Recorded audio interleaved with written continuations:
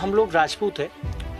हमारा इतिहास इस बात के लिए फेमस है कि हम लोग लड़कर अपनी चीज़ें ले लेते हैं। हम किसी से डरने वाले नहीं हैं।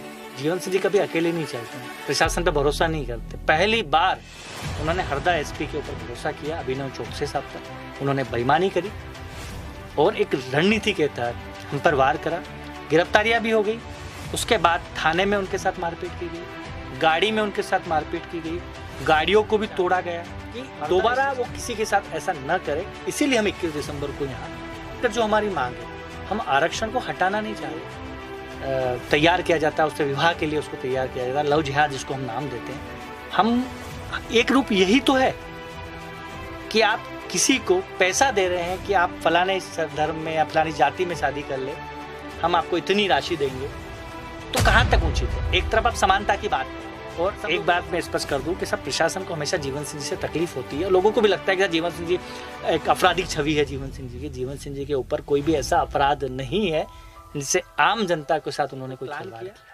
यहाँ के एसपी साहब उसके सूत्रधार रहे और ये अनैतिक काम और अत्याचार हम लोगों के साथ किया, जिसका परिणाम वो भविष्य में भी भुगतेंगे। और अभी भी हमसे पूछता नहीं है, ना हम किसी को बोलते हैं। सब स्वाभाविक रूप से खुद तैयार हो जाते कि सही लड़ाई है। जीवन से ये एक ऐसा प्रश्न है कि जिसका कोई उत्तर।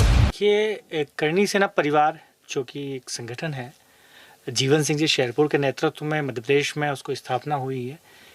विगत 2015 से लगभग हम लोग संगठनों में काम कर रहे हैं।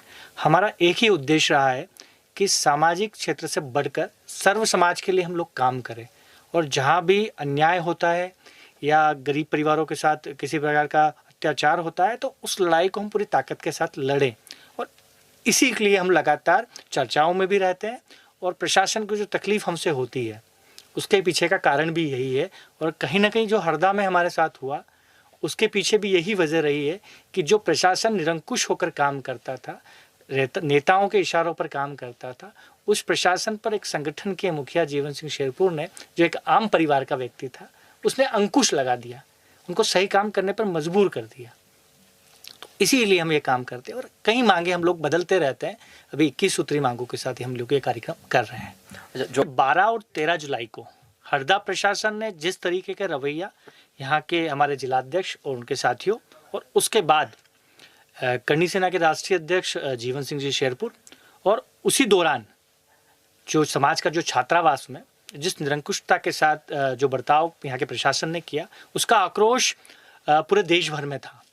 और उस दौरान कई कार्रवाइयाँ भी हुई, कई चीज़ें सामने भी आई। लेकिन हम जो सरकार से चाहते थे